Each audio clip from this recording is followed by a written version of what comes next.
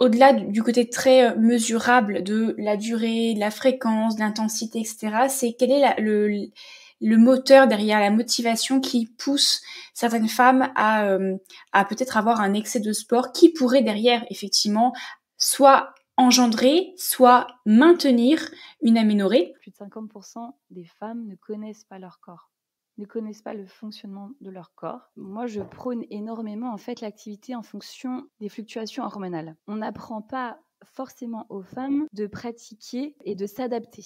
Il faut toujours être dans la performance.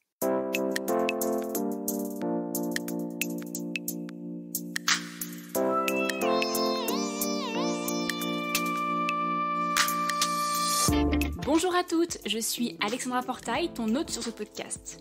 Bienvenue sur Éclosion par Hygiène de Vie podcast. Si tu es arrivé par hasard, eh bien sache que le hasard n'existe pas. Et si ce n'est pas la première fois que tu entends cette introduction, c'est que tu es fidèle au podcast et je t'en remercie. Monologues ou discussions passionnantes entre personnes passionnées, santé au naturel, bien-être féminin, nature cyclique ou encore découverte de nouvelles approches et manières de voir les choses, voilà tout ce qu'incarne ce podcast. Je te donne rendez-vous tous les mercredis matins et parfois le samedi en bonus pour un moment frais en toute simplicité et authenticité et 100% naturel. Alors abonne-toi pour ne pas manquer les prochains épisodes. Dernière chose, si tu souhaites me soutenir et contribuer à faire pérenniser ce podcast, n'hésite pas à me partager ta note, ton commentaire, bref, à le partager autour de toi pour l'aider à le faire rayonner. Prête à plonger dans ce nouvel épisode ? Je te souhaite une très belle écoute. Bonjour à toutes, une nouvelle journée, un nouvel épisode. Cette fois-ci, un épisode à deux voix, au cours duquel je suis accompagnée de mon invitée Estelle Monnier. Depuis 2021, Estelle accompagne les femmes en leur proposant une activité physique adaptée à leurs capacités corporelles, respectueuse de l'équilibre hormonal féminin. En mars 2022, la mission de la maison Self-Care s'étoffe avec le lancement d'un pop-up store sur le cycle menstruel et l'équilibre hormonal, réunissant des temps d'échange avec des experts, une activité physique selon le cycle menstruel et des produits dédiés au bien-être de la femme. Tu l'auras compris, femme, yoga, cycle féminin, que de sujets qui attisent ma curiosité et toute mon intention. Son parcours de femme, la place du sport lorsque l'on souffre d'aménorrhée, les impacts d'une pratique régulière de yoga sur notre équilibre hormonal, bref, une discussion passionnante, riche d'enseignements. Avant de te plonger dans notre échange, laissons place à l'instant dédicace du jour. Aujourd'hui, je souhaiterais mettre à l'honneur Yogi Girl qui m'a laissé son message sur Instagram au sujet d'un épisode. Non pas un épisode sur le podcast Éclosion par Hygiène de Vie que tu es en train d'écouter en ce moment même, mais un épisode sur ma deuxième émission, Une graine germe, l'épisode numéro 7 que j'ai réalisé au sujet de l'éco-anxiété. Et elle me dit: j'ai écouté hier ton podcast sur l'éco-anxiété et ça résonne beaucoup en moi. Là, ça va un peu mieux, je déménage bientôt en Bretagne pour justement avoir un mode de vie plus en accord avec la nature. Parfois, je passais des phases de colère énormes avec impossibilité de me projeter dans l'avenir. Tu as tout à fait raison de dire que la meilleure manière de lutter contre cela est de s'engager et de passer à l'action.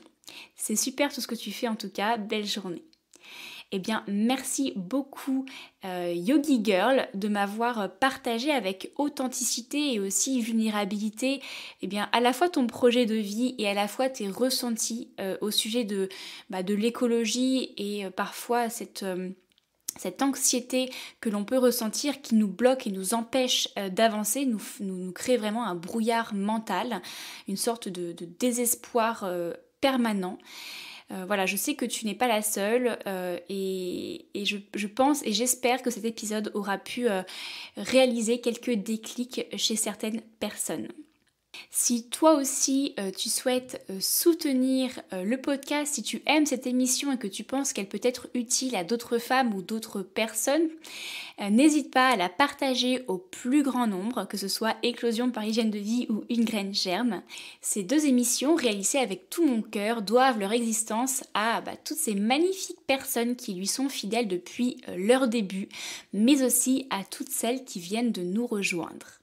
Et pour contribuer de façon ponctuelle ou mensuelle afin que ces podcasts gratuits, indépendants et sans publicité continuent à vous inspirer et à vous divertir, vous pouvez réaliser un don sur mon compte Tipeee dont le lien sera en description. Sur ce, je vous laisse rejoindre ma conversation avec Estelle. Belle écoute! Bonjour Estelle. Bonjour Alexandra. Alors bienvenue sur le podcast Éclosion par hygiène de vie. Je suis ravie de t'accueillir aujourd'hui sur cet nouvel épisode. J'aime bien demander à mes invités, pour apprendre un petit peu à les connaître au départ, de me donner quelques mots pour te définir. Mais avant, j'allais oublier quand même le plus important quasiment, c'est est-ce que tu pourrais nous dire comment tu vas aujourd'hui, vraiment avec toute authenticité et vérité vis-à-vis de toi-même et de nous. Voilà, comment vas-tu au-delà du ouais, ça va? Déjà, merci beaucoup Alexandra pour l'invitation. Je suis ravie de participer, d'échanger sur ces sujets sur la santé féminine. Aujourd'hui, comment je vais? Très bien. J'ai très peu dormi parce que je suis quand même assez mouvementée par mon projet aussi, avec les montagnes russes. Mais cependant, j'ai quand même une bonne forme. Voilà, donc tout va bien de mon côté. Je te remercie. Est-ce que tu pourrais nous donner quelques mots, 2 ou 3 mots qui permettent de te définir, toi en tant que En tant femme, que femme, alors on dit souvent en tant que ou en tant que personne, hein, personne, oui. individu, disons. Alors c'est vrai qu'on me dit souvent de moi que je suis une personne bienveillante et c'est vrai que quand j'ai porté le projet Maison Self-Care, c'est quelque chose qui ressort aussi beaucoup, dans mes valeurs. Donc c'est des valeurs vraiment que je porte autant, de façon personnelle, mais aussi professionnelle. Donc ça, c'est vraiment quelque chose de en tout cas une valeur qui ressort, très souvent, quand on me le dit. Et puis, il y a 2 autres, on va dire, mots, ou en tout cas valeurs ou termes que j'aime, m'approprier. C'est la détermination. Parce que du coup, c'est vrai que quand on est femme, on doit toujours faire plus aussi, à toujours se montrer plus, toujours oser plus, toujours prendre sa place plus, toujours faire plus. Donc ça relève pour moi d'une certaine détermination aussi. Pas forcément, comment dire, d'avoir un objectif, mais d'être déterminée à aller au-delà, en fait, de ce qu'on fait tous les jours ou de ce qu'on comment dire, de ce qu'on est aussi, à se dépasser soi-même et en tirer le meilleur. Et puis la rigueur aussi, la rigueur qui n'est pas forcément, comment dire, quelque chose d'acquis, mais que je m'efforce vraiment d'aller chercher. Voilà. Ok. Bon, comme ça, on perçoit déjà beaucoup mieux qui tu es. Je reviens juste sur ce que tu me disais sur le côté de détermination et le fait qu'on nous demande de toujours faire plus, toujours plus vite, etc. Ouais. Justement, comment tu maintiens... Est-ce que tu arrives à maintenir un équilibre entre ce côté de détermination à vouloir faire plus, se dépasser, tu as dit, et en Mmh. même temps cette bienveillance dont tu parlais de bienveillance peut-être vis-à-vis des autres, mais est-ce que tu arrives à maintenir cet équilibre entre la bienveillance envers toi-même et ce côté te pousser toujours plus loin pour, pour faire plus, pour faire mieux, pour apprendre, pour te Mmh. développer? Comment tu Ouais. arrives à maintenir cet équilibre-là? Si tu arrives à le maintenir d'ailleurs. Oui, alors c'est vraiment, comment dire, assez difficile à maintenir, surtout quand on est dans un projet, qui nous prend par les tripes et quand on est seul aussi dans l'entrepreneuriat. Mais par contre, en fait, l'entrepreneuriat nous amène aussi à nous connaître extrêmement bien et à poser nos propres limites. Et quand je parle de bienveillance, donc je le fais effectivement avec les autres, forcément parce que j'accompagne des femmes, mais la bienveillance, j'ai appris aussi à, comment dire, à l'investir pour moi-même en fait. Et comment dire, cette bienveillance, si on ne l'a pas envers soi-même, on ne peut pas l'avoir envers les autres. C'est très compliqué. Parce que du coup, on ne sera pas authentique. Il y aura en fait vraiment un gap entre ce que l'on est et ce qu'on le veut donner et ce que l'autre perçoit aussi. Et du coup, donc voilà, pour moi, c'est effectivement trouver l'équilibre, c'est savoir poser ses limites, se connaître. C'est vraiment en fait travailler avec justesse. Un peu comme la fluctuation hormonale finalement, où on travaille de façon cyclique. Mais du coup, ça me permet vraiment de me dire à certains moments, OK, je m'organise de telle façon, je fais ces tâches sur telle durée pour avoir tel résultat. Et du coup, ce cadre-là, en fait, me permet d'avoir une certaine rigueur envers moi-même et aussi d'être satisfaite. C'est ça aussi, quelque part, la satisfaction et la bienveillance que l'on peut mêler entre les deux et en tirer aussi des bénéfices. Et se connaître, tu as mentionné le mot se connaître, enfin le verbe. Pour beaucoup de personnes, y compris moi, hein, ça peut être des fois un peu flou. Oui, mais comment on arrive à se connaître, à savoir qui on est, à savoir ce que l'on veut, etc. Et en fait, moi, je pense que j'ai trouvé la solution. La recette magique, c'est d'expérimenter. Oui, tout à fait. C'est en fait d'expérimenter et de tester en fait, parce que tu parlais tout simplement à la fin plutôt d'organisation, notamment de travail au final, hein, de savoir quelle tâche je fais, à quel moment, pendant combien de temps. Et puis en fait, c'est ça, c'est dire je vais tester, c'est pas dit que la première fois je fasse la bonne tâche au bon moment et la juste durée et que j'atteigne le résultat attendu. Par contre, c'est d'y aller, c'est de tester et puis de voir justement comment on a ressenti l'expérience, parce que c'est pas le tout de faire, mais c'est de se dire ok, je fais, et derrière je fais aussi une post-analyse de la situation, et comme ça c'est comme ça on peut venir justement réajuster les choses, et c'est à force de venir expérimenter. Alors on parlait d'organisation, mais ça peut être fait sur plein d'autres choses, hein, l'alimentation par exemple aussi.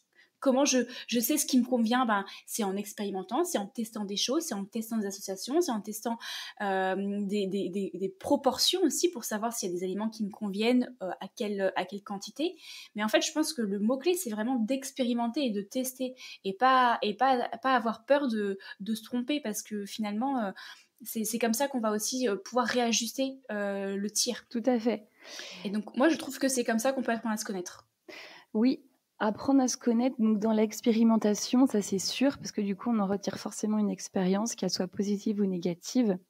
Mais à la base aussi de toute expérimentation, selon moi, se connaître, c'est aussi définir ses valeurs. C'est ce que tu me demandais au début. Mes valeurs, c'est, en fait, et c'est la question aussi qu'on peut toutes se poser, c'est qu'est-ce que tu ressens ? Pourquoi tu te lèves tous les matins ? C'est quoi ton gros kiff, en fait ? Voilà. C'est quoi le gros kiff de la journée ? Pourquoi tu le fais ?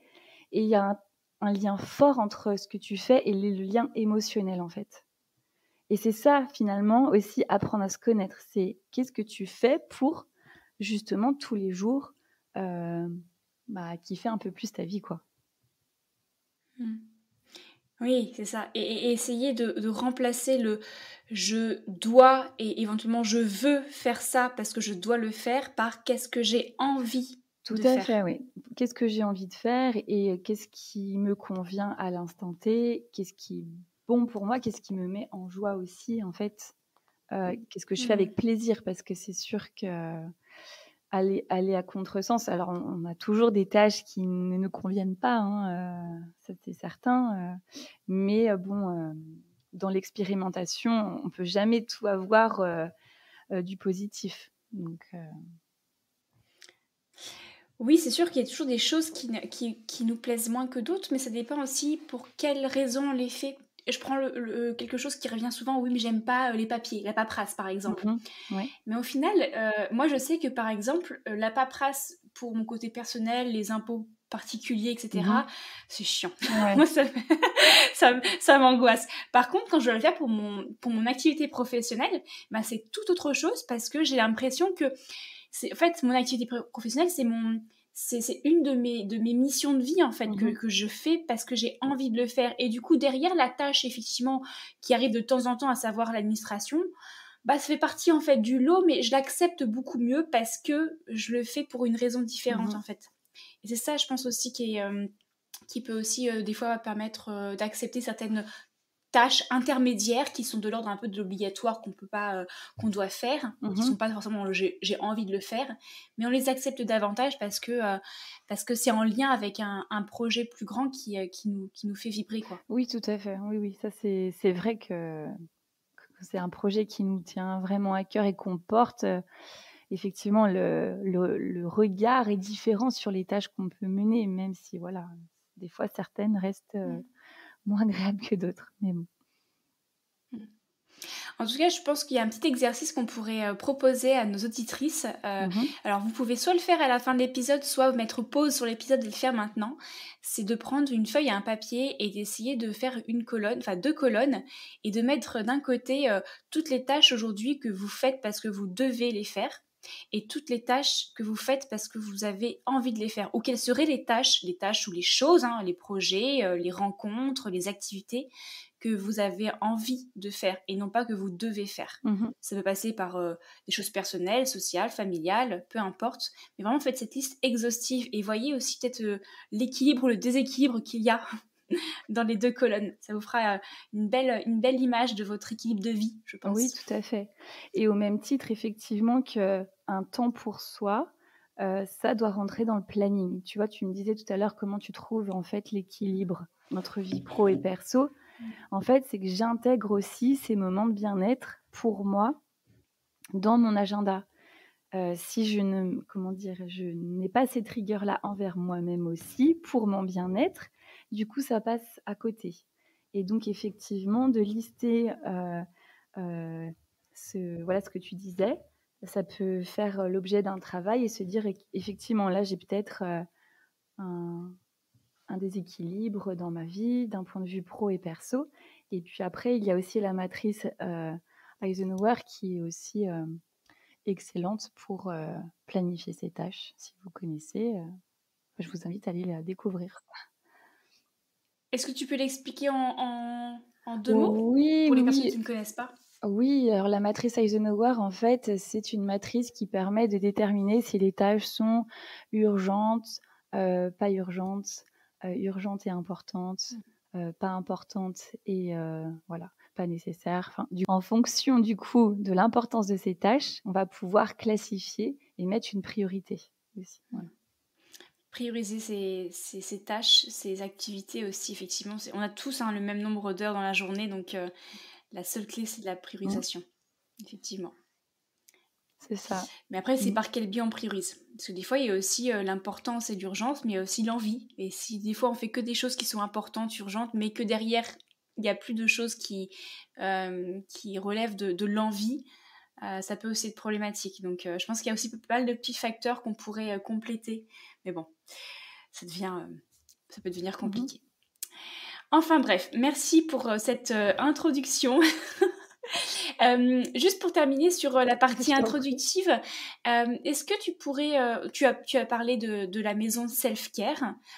D'où est venue cette envie de créer cette maison self-care? Est-ce qu'il y a une histoire personnelle qui se cache derrière tout ça? Oui, il y a toujours, selon moi, une histoire, sur chacun des projets ou chaque voilà, en volonté. À la base, en fait, l'idée c'était vraiment d'informer et sensibiliser les femmes sur leur santé et comment reprendre le pouvoir, en tout cas, sur leur santé, leur bien-être et faire de la prévention, en fait, sur certains sujets féminins. Moi, j'ai commencé comme ça, en fait, avec des échanges avec une kiné qui s'appelle Adélie Saint-Pierre. Et du coup, qui a des spécificités sur l'anatomie féminine, notamment le plancher pelvien. Et en fait, c'est là que tout a commencé finalement. Même si bien en amont, j'avais toujours eu cette volonté en fait de vouloir entreprendre. C'était vraiment une expérience que je voulais vivre. Ça s'est manifesté du coup il y a à peu près 2 ans. Donc j'ai eu cette opportunité-là de rompre, on va dire, mon salariat. Et donc c'est vraiment à la suite de ce salariat, je me suis dit: «Bah, je vais me lancer». En commençant justement par, à interroger, comprendre, transmettre aussi l'information et petit à petit, en fait, je me suis rendu compte qu'il y avait, un manque d'accompagnement, sur certains sujets, qu'il y avait énormément de sujets tabous sur, par exemple, le postpartum, sur, la santé de la femme en général et en fait, c'était pas simplement que sur le postpartum, mais c'était vraiment sur toute, on va dire, la santé de la femme parce que même en phase de préconception, que ce soit même à la puberté, les menstruations, les règles, en fait, tout est sujet à, en fait, à un consensus social très fort. Tout est tabou, même dans les sphères les plus intimes, en fait. C'est ça qui m'a vraiment envie, qui m'a donné envie, en fait, comment dire, d'informer, sensibiliser. Et à partir de là, donc, je m'étais formée en fait, au yoga, un yoga, on va dire, classique. C'était un yoga, on va dire, dynamique et j'ai fait cet enseignement, cette formation, en postpartum et en fait, je me suis rendu compte que c'était pas du tout adapté en fait, comment dire, à l'anatomie et à la physiologie de la femme. Qu'on ne prenait pas forcément en compte, en tout cas, les besoins ou l'anatomie et la physio. Et petit à petit, donc, j'ai glissé sur des pratiques de yoga un peu plus féminines, comme le yoga hormonal et le yoga de la fertilité. Et c'est là où je me suis rendu compte que on pouvait accompagner aussi les femmes d'une autre façon et qui soit plus en adéquation en fait aussi avec les fluctuations hormonales et le cycle menstruel.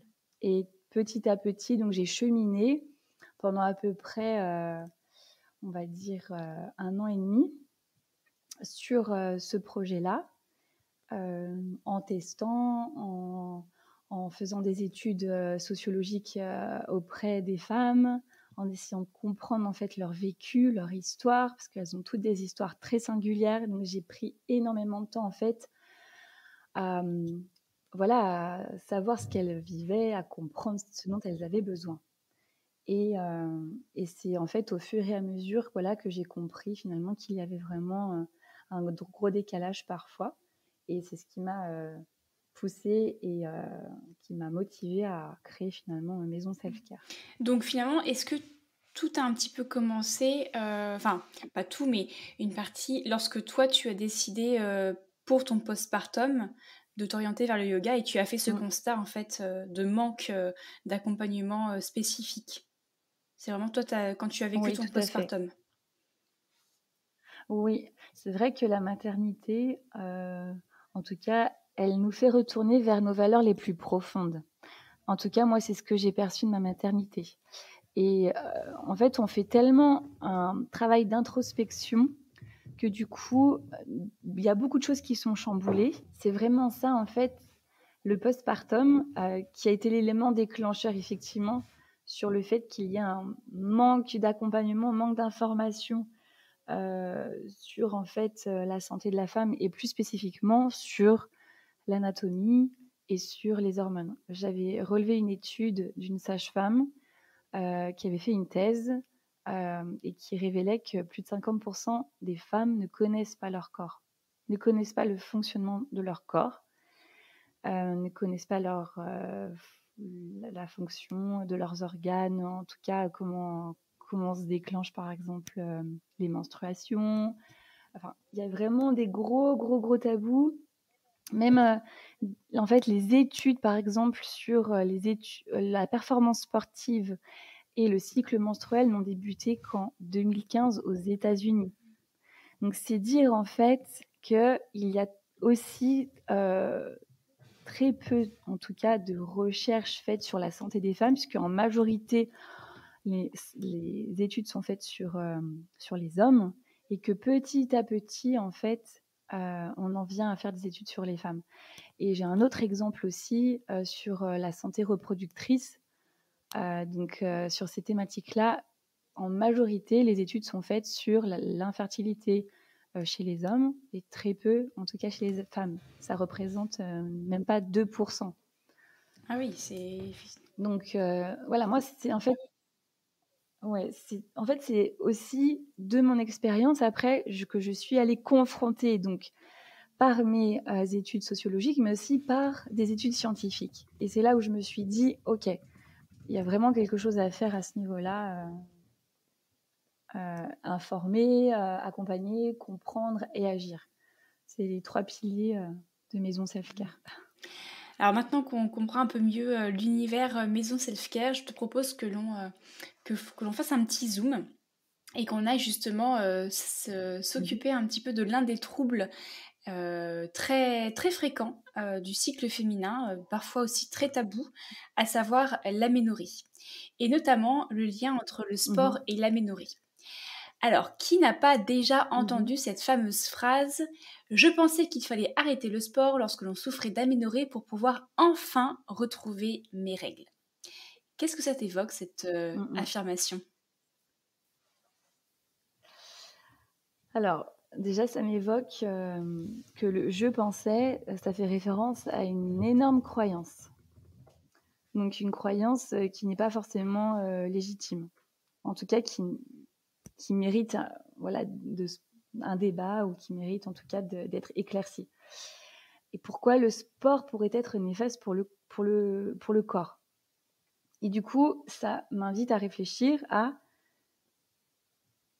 remettre dans le contexte à quelle dose on pratique le sport. Je vais recommencer. À quelle dose on pratique le sport pour que le corps émette un signal d'alerte aussi fort, en fait. Donc, les questions qui m'interpellent, c'est quelle intensité ? Quelle pratique fait-on ? Est-ce que c'est toujours le même sport ? Quelle est la durée de la pratique ?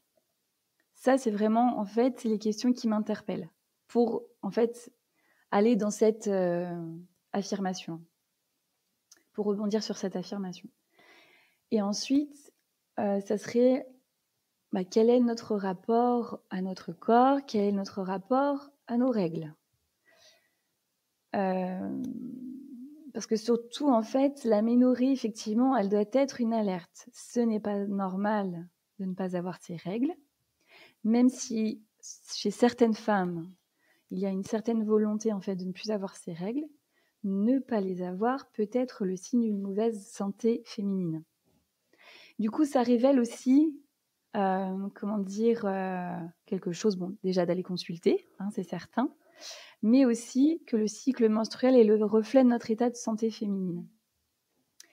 Et du coup, donc, voilà, c'est ça en fait, en tout cas, que moi j'ai envie aussi d'interroger par rapport à cette affirmation.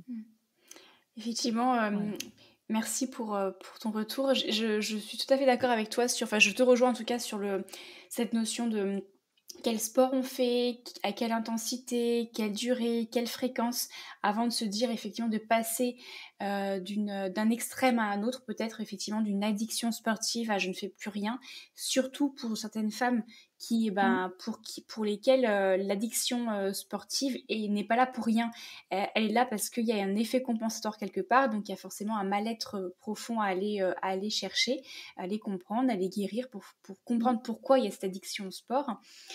Et aussi, ce que je pourrais rajouter, c'est au-delà du côté très mesurable de la durée, de la fréquence, de l'intensité, etc., c'est quel est le moteur derrière, la motivation qui pousse certaines femmes à peut-être avoir un excès de sport qui pourrait derrière, effectivement, soit engendrer, soit maintenir une aménorrhée. Parce que parfois le sport n'est pas forcément la cause principale. Ça peut l'être pour les femmes qui sont des grandes sportives des professionnels du sport, par exemple, mais il y a aussi des femmes Oui, qui font du sport en mode loisir, hein, mais qui peut-être se poussent trop à oui. bout par rapport à d'autres choses, par rapport aussi peut-être à d'alimentation, mais il y a aussi surtout pourquoi en fait. Et je te dis ça parce que, par Mmh. exemple, dans mon cas, puisque moi j'ai souffert de plusieurs années d'aménorrhée, et effectivement, le sport a été l'un des facteurs qui maintenait, on va dire, mon aménorrhée. Ça n'a pas été la cause principale, mais ça maintenait mon aménorrhée. Et pour moi, il était hors de question, ou en tout cas très compliqué, d'arrêter le sport. C'est pour ça que cette affirmation-là, elle peut faire peur aussi pour certaines femmes parce qu'elles se disent mais ouais, mais si j'arrête le sport, comment, enfin ça va être pire, je sais pas quoi faire, je vais me sentir complètement perdue. Et comme l'aménorrhée, c'est quand même quelque chose, en tout cas l'une des aménorrhées peuvent être peut-être très liées à l'état émotionnel, hein, notamment l'aménorrhée hypothalamique. Quand on commence à enlever une béquille d'un coup, comme le sport par exemple, Mmh. ça peut encore, ça peut nous faire tomber et nous faire encore plus mal. Et par contre, moi, ce qui a changé de mon côté, Oui. c'est la relation que j'entretenais avec l'activité sportive. Ça veut dire que j'ai vraiment essayé de comprendre pourquoi je m'acharnais un peu au sport, disons.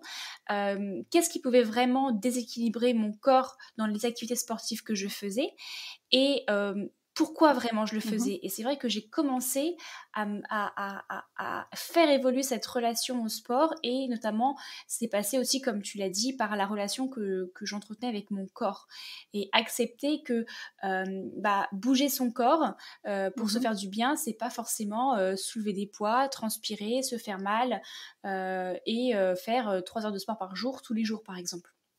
Donc on retrouve cette notion d'intensité, de fréquence et de typologie de Oui, tout sport, à fait. mais derrière, c'est aussi, je pense qu'il y a une étape préliminaire, c'est de se dire, ok, pourquoi je fais ce sport? En fait, qu'est-ce que je recherche? Une perte de poids, changer mon corps, ou de la santé? Parce qu'il y a des femmes qui se disent, bah non, mais il faut faire du sport pour être en bonne santé. Et là, se dire, bah, ok, mais si Mmh. tu souffres d'aménorrhée, est-ce que tu penses être en bonne santé? Et là, souvent, ça peut engendrer des clics en disant, ah bah, pas forcément. Donc finalement, bouger pour être en bonne santé, c'est pas forcément bouger tel que je le fais aujourd'hui, de manière très intensive, mais ça peut être d'autres manières. Tout à fait, oui. Et puis rappelons aussi qu'en fait, moi je prône énormément en fait l'activité en fonction, des fluctuations hormonales. Pourquoi? Parce qu'en fait, on n'apprend pas forcément aux femmes lambda, en fait, de pratiquer, et de s'adapter. Il faut toujours être dans la performance. Il faut toujours s'entraîner comme un homme. Il faut toujours être dans, comment dire? Heu, la femme vulnérable n'a pas forcément sa place, en fait. Du coup, c'est vrai qu'en fait, aujourd'hui, il y a en fait des études qui sont menées, il faut le savoir, que même les plus grandes sportives, en fait, les entraîneurs, certains, en fait, font leur entraînement en fonction du cycle menstruel pour limiter les blessures, mais aussi pour améliorer les performances sportives. Donc c'est vrai déjà que, il y a cette notion, en fait, au niveau sociétal, de savoir, en fait, comment le sport a été amené aussi plus jeune, comment ça s'est construit, en fait, dans la société. Est-ce que les femmes avaient suffisamment leur place? Est-ce qu'on leur voilà. Donc déjà, il y a tout un travail pour moi qui est vraiment, voilà, sociologique. Et par rapport à ce que tu disais, effectivement, pourquoi arrêter tout d'un coup le sport, en fait? C'est pas forcément ce qu'on demande, mais par contre, on va demander au corps de s'adapter. S'adapter parce qu'aujourd'hui, il ne répond plus, correctement ou en tout cas, il y a un déséquilibre. Donc pourquoi rester dans un déséquilibre? Pourquoi rester en fait dans, on va dire, dans des activités qui ne nous permettent pas en fait d'avoir une bonne santé féminine? Et effectivement, ce que tu disais, là est très intéressant sur, le sport loisir, le sport, santé, mais en fait, c'est surtout, savoir s'écouter et savoir aussi, peut-être, comment dire? Trouver un bon équilibre en tout cas, sur, le sport qui nous convient et ce que le corps est capable de faire à l'instant T. Peut-être que c'est vraiment un stress aussi, très fort. Quand on parle d'aménorrhée hypothalamique, tu parles d'émotionnel. Effectivement, l'impact émotionnel est très fort, mais en fait, il faut savoir qu'une activité sportive intensive, parfois, elle vient créer du cortisol au niveau du corps. Et donc, cette hormone, en fait, elle est sans cesse en train d'être alimentée. Et le corps, en fait, ne peut pas se reposer. Le corps, en fait, il est toujours en sursollicitation, surexcitation. Donc, en fait, à quel moment vous allez décider, vous, de vous dire, peut-être qu'il va falloir que je change mes habitudes ou mon mode de vie aussi. Et quel aussi, comme tu disais, l'impact émotionnel, quel regard je vais porter avec bienveillance sur mon corps, qu'est-ce que je vais faire pour mettre en place quelles solutions je peux trouver, qu'est-ce que je peux mettre en place en tout cas pour faire diminuer ou réduire complètement cette aménorrhée hypothalamique, quoi. Et au-delà aussi du côté émotionnel, rappelons aussi que de manière très physiologique, tu parlais du cortisol, qui est cette fameuse hormone du stress, communément appelée hormone du stress, va aussi avoir, notamment le cortisol chronique, va avoir aussi des impacts derrière sur l'insuline, qui est une autre hormone, qui va elle-même, si elle est trop présente, avoir aussi un impact sur les hormones gonadotrophines, en tout cas les hormones du cerveau, donc LH et FSH, qui rentrent en jeu dans le cycle hormonal. Donc en fait, on voit bien que, notamment effectivement, l'excès de sport, en fonction de aussi comment on pratique ce sport, peut avoir des impacts sur un aspect émotionnel, mais aussi physiologique. Néanmoins, comme on l'a dit jusqu'à présent, il faut différencier sport et bouger son corps, en fait, pour être en bonne santé. Et mouvoir son corps, qui va aussi avoir des impacts bénéfiques pour le corps. Et donc, ça fait une bonne transition sur le yoga, qui est quand même ton domaine de prédilection. Si on continue de zoomer un petit peu notre échange sur le yoga et l'aménorrhée. Toi, parmi tes clients, toutes les clientes que tu accompagnes, est-ce qu'il y a des femmes qui souffrent d'aménorrhée? Et si oui, tu saurais un petit peu évaluer la proportion de femmes souffrant d'aménorrhée qui viennent pratiquer le yoga avec toi? Disons que c'est assez variable, mais j'ai autant de femmes qui sont en désir d'enfant que de femmes qui ont une endométriose ou qui ont une aménorrhée hypothalamique. Donc c'est assez variable. Après... Elles viennent te voir avec quelle intention? Est-ce qu'elles viennent te voir pour justement pour retrouver ses règles ou pour autre chose? Est-ce que tu sais, elles te partagent leur intention derrière de se mettre au yoga? Ouais. Alors certaines en fait ont compris effectivement l'impact en fait des hormones sur en fait le cycle menstruel, le système reproductif, comme tu l'as très bien expliqué tout à l'heure. En fait, on a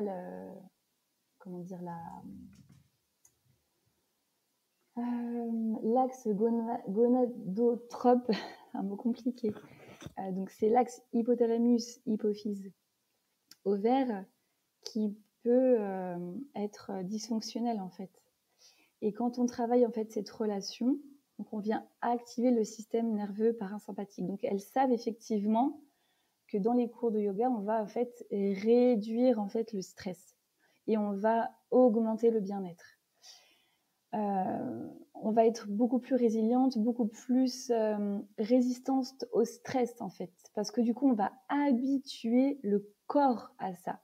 Comme quand vous habituez le corps en fait à recevoir et à activer le cortisol, l'hormone la cortisol, et bien en fait quand vous revenez à vous, vous allez activer les hormones en fait qui sont l'hypophyse, l'hypothalamus, les ovaires, les glandes surrénales, et vous allez venir en fait inverser la tendance.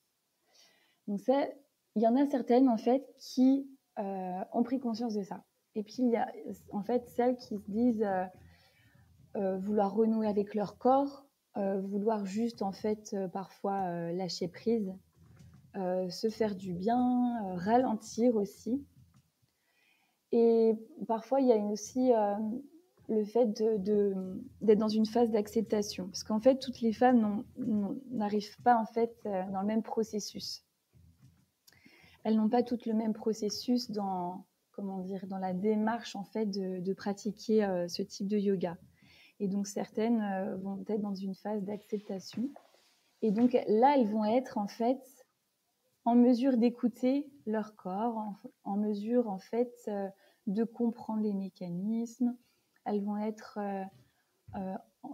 en adéquation aussi sur le fait de laisser la place en fait à cette aménorrhée. Parce que parfois on veut pas la voir, on veut pas chercher les explications, on veut pas essayer de comprendre. Du coup, on se dit bah, peut-être que c'est normal, ça va revenir. Et c'est quand ça dure aussi que parfois on est alerté. Moi-même, j'ai connu une aménorrhée. C'était d'ailleurs quand j'ai arrêté la pilule. Mais du coup, c'était vraiment en fait le système qui se remettait en place, en fait, le système hormonal qui devait prendre un certain temps pour se remettre en place. Mais ça m'alertait quand même. Je me sentais pas bien, je me sentais pas forcément normale. Et c'est là où j'ai commencé aussi à essayer de comprendre. Donc en fait, le process en fait évolue, le cheminement évolue effectivement en fonction de chacune. Et les intentions sont vraiment différentes aussi. Et pour entrer dans encore un peu plus de concret, maintenant qu'on a compris effectivement les bienfaits potentiels de la pratique de yoga sur les troubles du cycle et notamment l'aménorrhée, est-ce que tu aurais une espèce de petit protocole particulier à conseiller pour l'aménorrhée? Est-ce qu'il y a une fréquence à respecter? Est-ce qu'il y a une typologie de yoga? Est-ce qu'il y a plein de yogas différents? Est-ce qu'il y a des typologies particulières de yoga qui seraient le plus adaptées pour retrouver cet équilibre hormonal, notamment quand on souffre d'aménorrhée? Oui. Alors, en fait, le yoga de la fertilité, c'est un yoga qui est vraiment féminin, qui est basé sur le cycle menstruel. Alors, vous allez me dire, oui, mais moi, j'ai pas mon cycle menstruel. Donc, comment je fais, en fait, pour pouvoir pratiquer? Parce que du coup, dans le yoga de la fertilité, on a une phase qui est très dynamique avant ovulation, où on vient travailler le psoas, l'ouverture des hanches. Et on a une phase beaucoup plus douce, statique, méditative, en phase post-ovulatoire. Et donc, si vous ne connaissez pas votre cycle, on viendra en fait quand même booster les œstrogènes. Parce que du coup, c'est cette relation-là en fait qu'on va venir travailler, alors de façon, quand je dis dynamique, ça reste de faible intensité. Ça ne va pas être un yoga type Ashtanga, type Vinyasa. On n'est pas du tout en fait sur ces types de yoga. Pourquoi? Parce qu'on vient travailler sur des respirations basses, diaphragmatiques. On vient travailler en fait sur le bassin et le petit bassin exclusivement. Et du coup, le fait de travailler en fait sur cette partie-là, en fait, on vient en fait réguler le niveau hormonal. Ça a été prouvé par exemple par des études scientifiques qui ont été menées aux États-Unis dans des centres notamment de PMA, puisque du coup ça a été développé par une gynécologue-psychologue.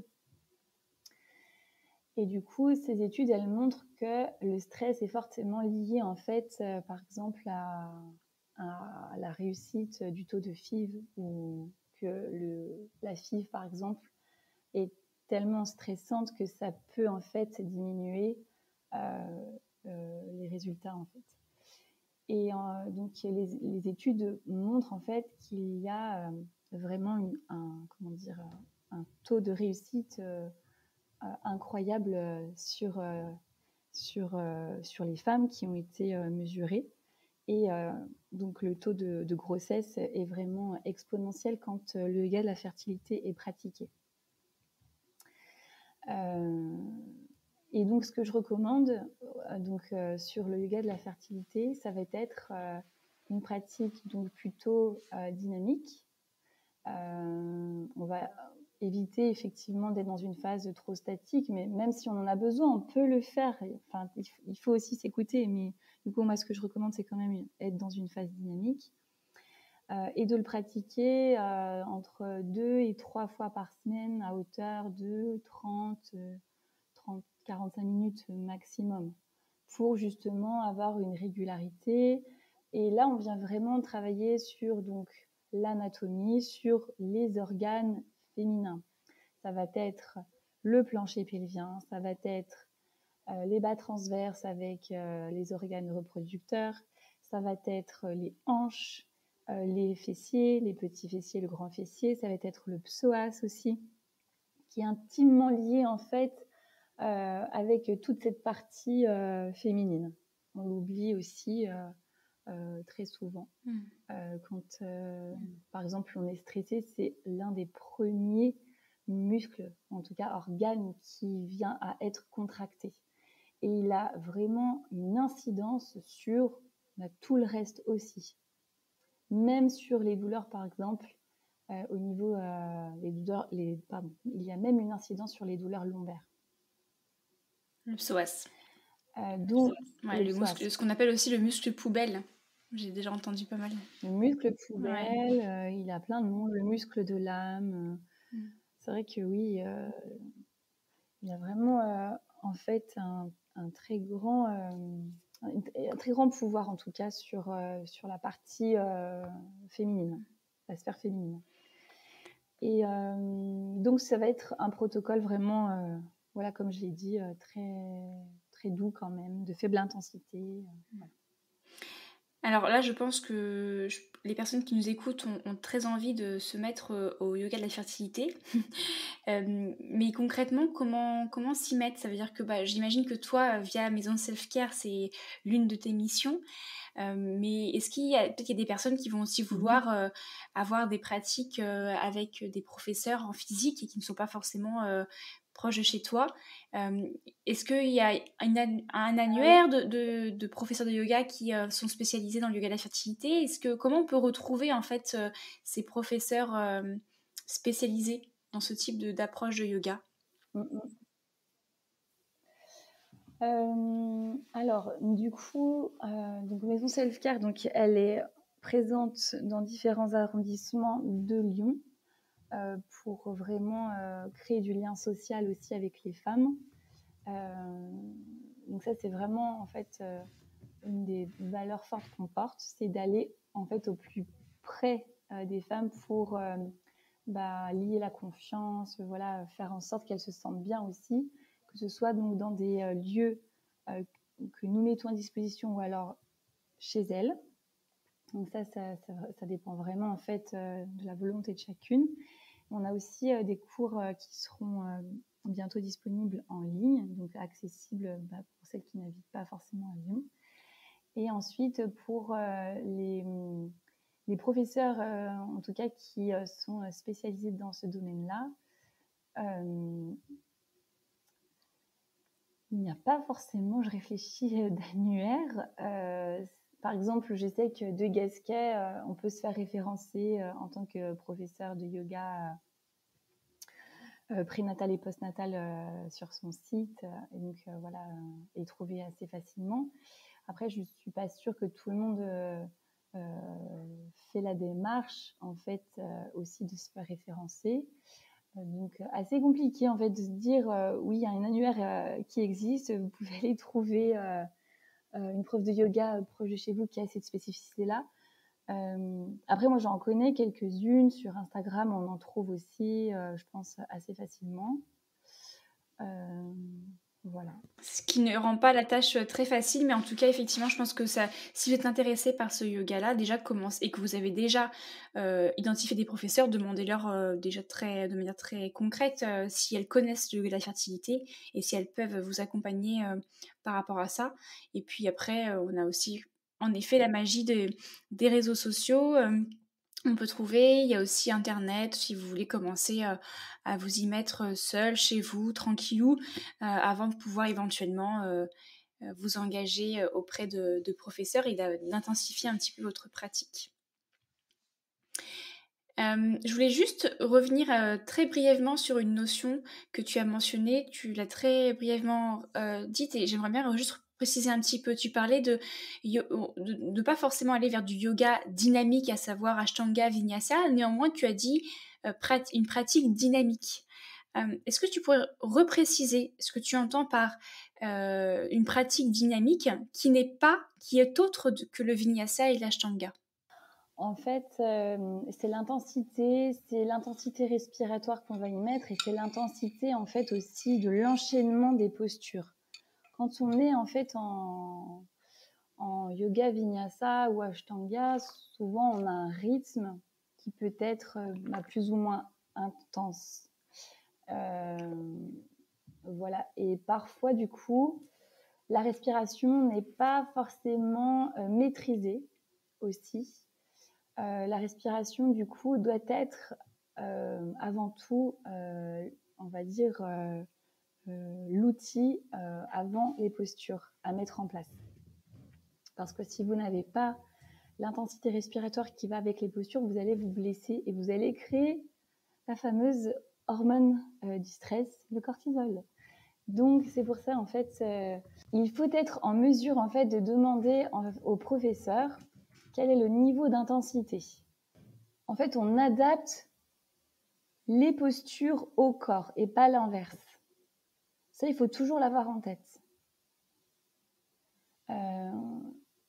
Quand on recherche absolument en fait à faire par exemple une posture, je sais pas, de flexion arrière ou de flexion avant, alors que c'est difficile pour le corps, en tout cas qu'il y a une limite dans la capacité corporelle, il y a toujours déjà s'écouter et puis ne pas aller au-delà de ses limites. On en parlait au tout début, hein. Le yoga, et c'est ça aussi, ne pas aller au-delà de ses limites, et c'est un cheminement, il y aller progressivement en fait, parce que sinon on risque vraiment de se blesser. Et l'intensité en fait, déjà, on peut l'apercevoir à ce niveau-là, mais c'est l'intensité aussi au niveau de l'enchaînement des postures. Si c'est, très répétitif, si c'est très dynamique, si c'est par exemple du HIIT, ou si le yoga vinyasa parfois peut être vraiment très, ou l'ashtanga peut être très intense pour le corps quand on n'est pas habitué. Et ce principe d'écouter son corps pour ne pas dépasser ses limites, finalement qui est bien incarné par la pratique et la philosophie du yoga, on peut aussi l'appliquer, si on redézoome maintenant, à la pratique sportive de manière beaucoup plus générale. Quand on disait tout à l'heure, est-ce que le sport, il faut l'arrêter ou non quand on souffre d'aménorrhée.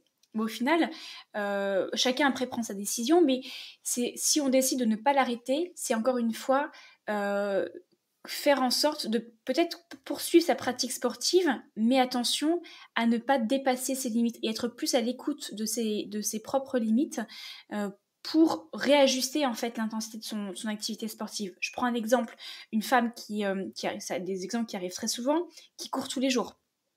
Par exemple. Et est-ce que lundi elle court, mardi matin elle court? Pourquoi? Parce que c'est un automatisme, parce qu'il faut le courir, parce que c'est comme ça, c'est bien ancré. Mais si elle devient un petit peu plus consciente de son corps et à l'écoute de son corps, eh bien c'est mardi matin, je me lève, comment je me sens? Est-ce que je suis plus fatiguée? Est-ce que j'ai du mal à me lever? Est-ce que j'ai vraiment des courbatures très intenses à mes mollets? Et si c'est le cas, dans ce cas, peut-être qu'il faut réajuster. Peut-être c'est courir le lendemain et non pas le jour même. Peut-être que c'est juste aller marcher. Peut-être que c'est courir non pas une grande côte, mais du plat.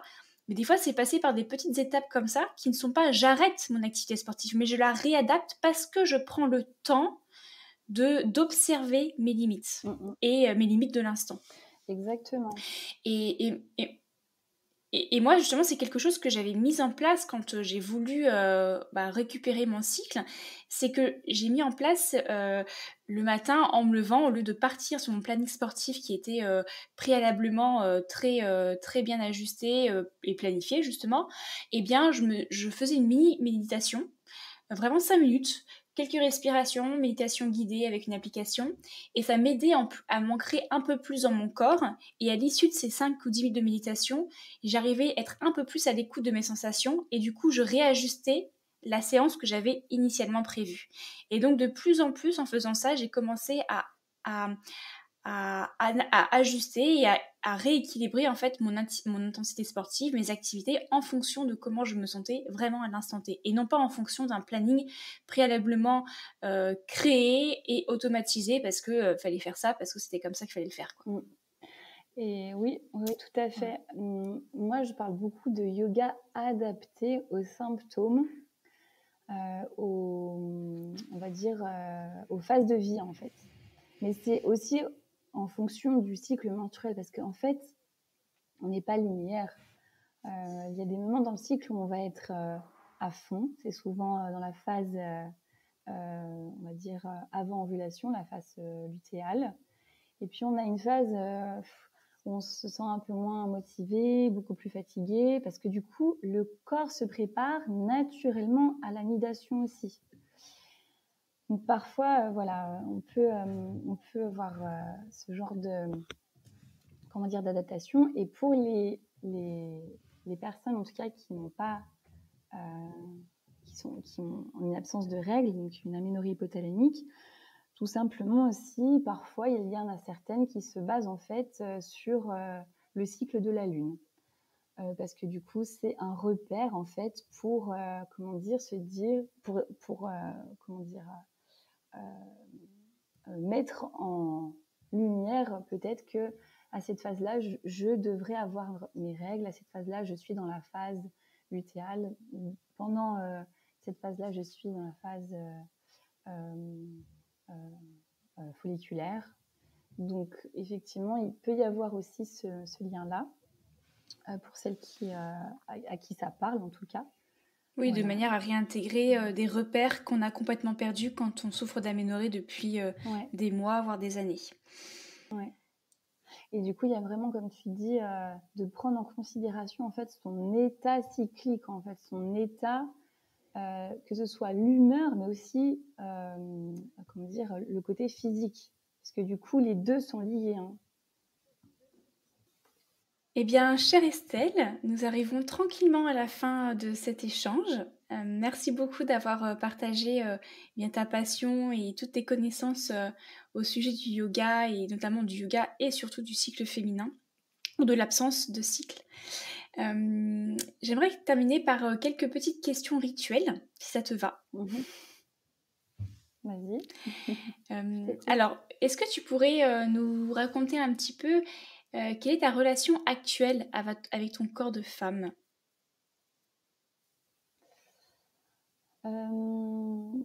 Je suis toujours dans une phase de réappropriation, dans une phase de, voilà, de connaissance, parce que du coup, en fait, c'est pas en une fois qu'on apprend son corps, c'est vraiment sur la durée. C'est un peu comme la confiance, c'est quelque chose qui s'acquiert. Donc, comment dire, ma relation avec mon corps, je le vis très bien, mais je reviens aussi de très loin. Comme je t'expliquais, j'ai eu aussi une aménorrhée, j'ai eu un postpartum compliqué avec des suites compliquées. Donc, on va dire qu'aujourd'hui, je porte un regard différent, toujours bienveillant, parce que c'est par là, en fait, qu'arrive aussi l'acceptation, la confiance et la relation aux autres. Donc, on va dire que c'est plutôt positif. Est-ce que tu as aujourd'hui un message à faire passer à nos auditrices que tu n'as pas eu l'occasion de faire passer durant notre échange? Est-ce qu'il te reste un message particulier à faire passer?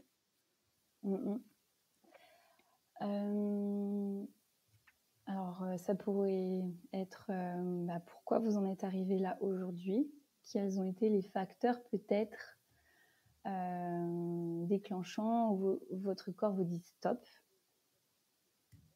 et quel regard vous portez sur votre féminité aussi.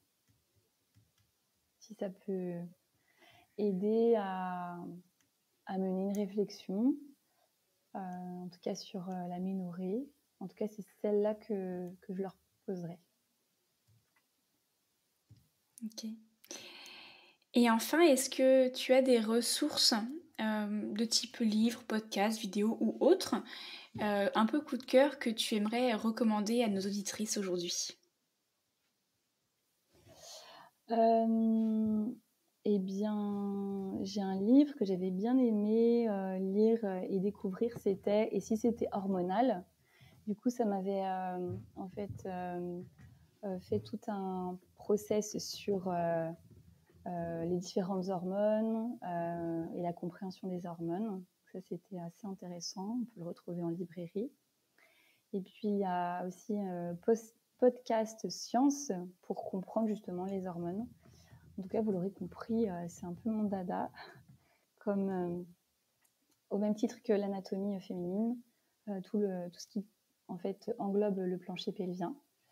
Voilà, donc c'est vraiment les deux, on va dire, livres que je pourrais recommander, les deux médias que je pourrais recommander qui sont assez accessibles pour comprendre et qui permettent aussi de découvrir de nouvelles choses aussi sur la santé et le corps de la femme.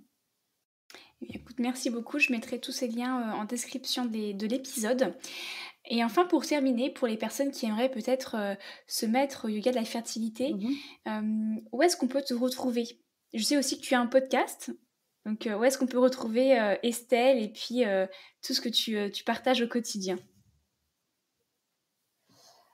Alors effectivement, comme vous l'avez entendu au début, Maison Self-Care, au tout début, ça a été lancé avec un podcast, du coup avec des experts de la santé et du bien-être, où on parle anatomie, on parle hormones, pour sensibiliser et informer. Ça s'appelle les conversations Self-Care. C'est disponible sur les plateformes d'écoute généralistes. Et puis, Maison Self-Care est implantée à Lyon, dans différents arrondissements. Donc, on retrouve aussi Maison Self-Care en ligne avec une plateforme qui propose des ressources en illimité sous forme d'abonnement et en direct pour pratiquer le yoga de la fertilité et le yoga hormonal. De quoi s'y mettre, quelle que soit notre localisation géographique.